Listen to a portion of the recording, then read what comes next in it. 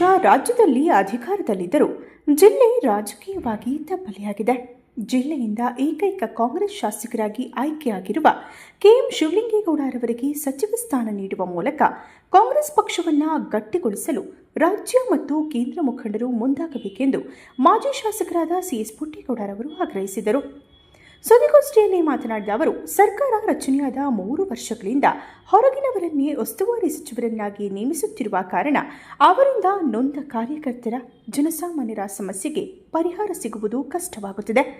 ಇದಕ್ಕೆ ಪರಿಹಾರವಾಗಿ ಕೆಎಂ ಶಿವಲಿಂಗೇಗೌಡರವರಿಗೆ ಸಚಿವ ಸ್ಥಾನವನ್ನು ನೀಡಿ ಜಿಲ್ಲಾ ಉಸ್ತುವಾರಿ ನೀಡಿದ್ದಲ್ಲಿ ಜಿಲ್ಲೆಯ ಜನರಿಗೆ ಪ್ರತಿದಿನ ಸಿಗುವಂತಾಗುತ್ತದೆ. ಜೆಡಿಎಸ್ನ ಭದ್ರಕೋಟೆಯಲ್ಲಿ ಅವರ ಉಪಟಳಗಳ ನಡುವೆ ಗೆದ್ದು ಬಂದಂತಹ ವ್ಯಕ್ತಿಗೆ ಅಧಿಕಾರ ನೀಡಿ ಜಿಲ್ಲೆಯ ಅಭಿವೃದ್ಧಿಗೆ ಪಕ್ಷ ಮುಂದಾಗಬೇಕು. ಜಿಲ್ಲೆಯಲ್ಲಿನ ಬಡವರ, ರೈತರ, ಕೂಲಿ ಕಾರ್ಮಿಕರ ಉದ್ಧಾರಕ್ಕಾಗಿಯಾದರೂ ಹೈಕಮಾಂಡ್ ಕರುಣೆ ತೋರಬೇಕು. ಈ ಕುರಿತಾಗಿ ಜಿಲ್ಲೆಯ ಮುಖಂಡರೆಲ್ಲ ಸೇರಿ ರಾಜಧಾನಿಗೆ ತೆರಳಿ ಮನವಿ ಮಾಡುವುದಾಗಿ ತಿಳಿಸಿದರು.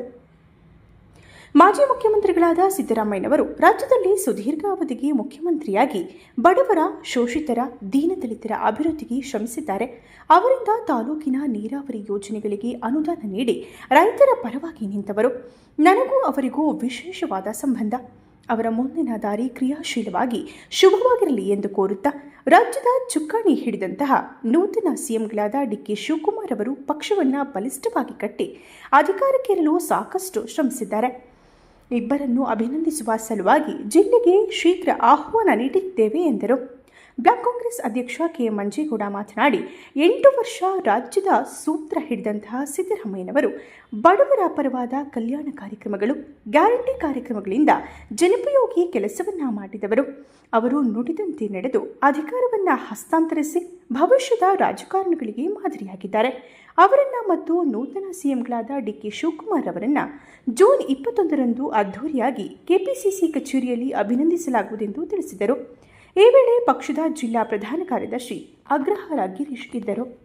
ನಮ್ಮ ಶಿವಲಿಂಗೇಗೌಡರು ಇವತ್ತೇನು ಇಲ್ಲಿ ನಮ್ಮ ಜಿಲ್ಲೆಯಲ್ಲಿ ಏಕೈಕ ಕಾಂಗ್ರೆಸ್ ಶಾಸಕರು, ಅವರಿಗೆ ಖಂಡಿತ ಒಂದು ಈ ಕ್ಯಾಬಿನೆಟ್ಟಲ್ಲಿ ಅವಕಾಶನ ಕೊಡಬೇಕು. ಮುಂದೆ ಸರ್ಕಾರ ನಡೆಸ್ತಕ್ಕಂಥವರು ಮುಖಂಡರು, ಹಿರಿಯ ಮುಖಂಡರು, ಕೇಂದ್ರದ ಏನು ಹೈಕಮಾಂಡ್ ಅಂತ ಹೇಳ್ತಾರೆ ಆ ಮಹಾನ್ ನಾಯಕರುಗಳು ಕೂಡ ಅಂತಕ್ಕಂಥ ವಿನಂತಿನ ಈ ಸಂದರ್ಭದಲ್ಲಿ ಮಾಡಲಿಕ್ಕಾಗಿ ನಾವು ಇವತ್ತು ವಿಶೇಷವಾಗಿ ಈ ಒಂದು ಇದನ್ನು ಕೂಡ ಕರೆದಿದ್ದೀವಿ. ಯಾಕೆಂದರೆ ಈ ಜಿಲ್ಲೆ ಎಲ್ಲೋ ಒಂಥರ ರಾಜಕೀಯ ತಬ್ಲೀತನ ತೋರಿಸ್ತಾ ಇದೆ. ಏನೇ ಹೊರಗಡೆ ಬಂದು ಇಲ್ಲಿ ಉಸ್ತುವಾರಿ ಸಚಿವರನ್ನ ಇವ್ರನ್ನ ಹಾಕಿದ್ರು ಬಡವರಿಗೆ ಸಿಕ್ಕೋದು ಕಷ್ಟ ಆಗುತ್ತೆ. ಏನೋ ಬಂದು ಸರ್ಕಾರಿ ಕಾರ್ಯಕ್ರಮಗಳನ್ನ ಸರ್ಕಾರಿ ಆಫೀಸಿಗೆ ತಕ್ಕಂತೆ ಮಾಡ್ಬೋದು. ಈ ಜಿಲ್ಲೆಯಲ್ಲಿ ಒಡನಾಟ ಇಟ್ಕೊಂಡು ಈ ಜಿಲ್ಲೆಯ ಬಡವ ಕಾಯ್ತಿರ್ತಾರಲ್ಲ ಅವನ ಕಷ್ಟನ ಕೇಳೋದಕ್ಕೆ ಖಂಡಿತ ನಮ್ಮ ಜಿಲ್ಲೆಯವರಿಗೆ ಏನು ಈ ತಬ್ಲೀತನ ಇದೆ, ಈ ಜಿಲ್ಲೆಗೆ ರಾಜಕೀಯ ತಬ್ಲೀತನ, ಅದನ್ನು ಹೋಗಲಾಡಿಸಿ ಅದನ್ನು ತುಂಬಲಿಕ್ಕಾಗಿ ಶಿವಲಿಂಗೇಗೌಡರು ಕೂಡ ಭಾಳ ಪ್ರಯಾಸಪಟ್ಟು ಗೆದ್ದು ಬಂದಂಥ ಏಕೈಕ ಸದಸ್ಯ ಈ ಜಿಲ್ಲೆಯಲ್ಲಿ.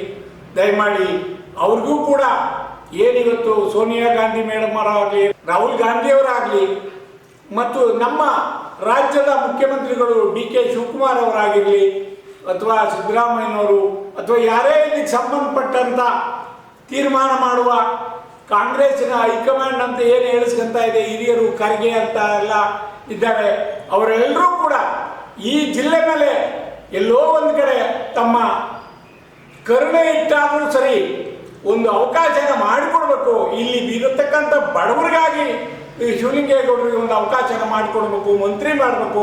ಅವರು ಕೂಡ 4ನೇ ಸಲ ಗೆದ್ದಿರೋದು, ಭಾಳ ಪ್ರಯಾಸಪಟ್ಟು ರಾಜಕೀಯದಲ್ಲಿ ಬಂದವರು. ದಯಮಾಡಿ ಅವರಿಗೆ ಒಂದು ಅವಕಾಶನ ನಿಮ್ಮ ಮೂಲಕ ಈ ಜಿಲ್ಲೆಯ ಜನರ ಪರವಾಗಿ, ನಿಮ್ಮೆಲ್ಲರ ಪರವಾಗಿ ನಾನು ವಿನಂತಿನ ಮಾಡ್ತೀನಿ ಹೈಕಮಾಂಡ್ಗೆ. ಸಿದ್ದರಾಮಯ್ಯನವರು 8 ವರ್ಷ ಈ ರಾಜ್ಯದ ಸೂತ್ರ ಹಿಡಿದು ಬಡವರ ಪರವಾಗಿ ಮಾಡಿದಂಥ ಕಲ್ಯಾಣ ಕಾರ್ಯಕ್ರಮಗಳಿರ್ಬೋದು, ಗ್ಯಾರಂಟಿ ಕಾರ್ಯಕ್ರಮಗಳಿರ್ಬೋದು, ಅವೆಲ್ಲವೂ ಸಹಿತ ಇಂದು ಬಡವರ ಬಾಯಿಲಿ ಬಡವರು ಎಲ್ಲರೂ ಸಹಿತ ಅದನ್ನು ಉಪಯೋಗ ಪಡಿತಾ ಇದ್ದಾರೆ. ಇಂಥ ಒಂದು ಸಂದರ್ಭದಲ್ಲಿ ಹೈಕಮಾಂಡ್ ಒಪ್ಪಿಗೆ ಮೇರೆಗೆ ಯಾವತ್ತು ನಾನು ಹೈಕಮಾಂಡ್ ಹೇಳುತ್ತೋ ಅವತ್ತು ರಾಜೀನಾಮೆ ಕೊಡ್ತೇನೆ ಅಂತ ಏನು ಹೇಳ್ತಾ ಇದ್ರೋ ಮಾತಿಗೆ ತಕ್ಕಂತೆ ನುಡಿದಂತೆ ನಡೆದ ಸಿದ್ದರಾಮಯ್ಯ ಅಂತ ಒಂದು ಇದನ್ನೇ ಮಾಡಿದ್ದಾರೆ. ಅಂಥ ಮಾತಿನಂತೆ ಅವರು ಹೈಕಮಾಂಡ್ ಹೇಳಿದ ತಕ್ಷಣ ರಾಜೀನಾಮೆ ಕೊಟ್ಟು ಒಂದು ಹೊಸ ಆಯಾಮವನ್ನು ಮುಂದೆ ಬರ್ತಕ್ಕಂಥ ರಾಜಕಾರಣಿಗಳು ಇದ್ದಂಥರು ಎಲ್ಲರೂ ಸಹಿತ ಕಲ್ತ್ಕೋಬೇಕು ಅನ್ನೋದು ಹೊಸ ಆಯಾಮವನ್ನು ಸಿದ್ದರಾಮಯ್ಯ ಸೃಷ್ಟಿ ಮಾಡಿದ್ದಾರೆ. ನಾವು ಎಷ್ಟು ದಿವಸ ರಾಜಕೀಯದಲ್ಲಿ ಇರ್ತೀವಿ ಅನ್ನೋದಕ್ಕಿಂತಲೂ ನಾವು ರಾಜಕೀಯದಲ್ಲಿ ಇದ್ದಷ್ಟು ದಿನ ಏನು ಮಾಡಿದ ಒಳ್ಳೆ ಕೆಲಸ ಅನ್ನೋದು ಎಗ್ಗುರುತು ಮಾಡಿ ಅವರು ಸಾಕ್ಷಿ ಸುದ್ದಾನೆ ಬಿಟ್ಟು ಹೋಗಿದ್ದಾರೆ. ಬಡವರಿಗೆ ಮಾಡಿದಂಥ ಪ್ರತಿಯೊಂದು ಕಾರ್ಯಕ್ರಮವೂ ಸಹಿತ ಅವ್ರ ಜೀವನ ಪರ್ಯಂತ ಇದು ಸಿದ್ದರಾಮಯ್ಯರು ಮಾಡಿದ ಕಾರ್ಯಕ್ರಮ, ಈಗ ಅವ್ರ ಕಾಲದಲ್ಲಿ ಮಾಡಿದ್ದು ಅನ್ನೋ ಥರ ಎಗ್ಗುರುತನ್ನು ಮಾಡಿ ಹೋದಂಥ ಮಹಾನ್ ನಾಯಕರಿಗೆ ನಿಜವಾಗ್ಲೂ ನಾವು ಬೀಳ್ಕೊಡುಗೆ, ಒಳ್ಳೆ ಬೀಳ್ಕೊಡುಗೆನ ಮಾಡಬೇಕು ಅಂತೇಳಿ ಕಾಂಗ್ರೆಸ್ ಪಕ್ಷ ಅವರಿಗೆ ಒಂದು ಬೀಳ್ಕೊಡುಗೆ ಸಮಾರಂಭವನ್ನು ಸಹಿತ 21ನೇ ತಾರೀಕು KPCC ಆಫೀಸಲ್ಲಿ ಅದ್ದೂರಿಯಾಗಿ ಅವರಿಗೆ ಬೀಳ್ಕೊಡುಗೆ ಮಾಡೋದು.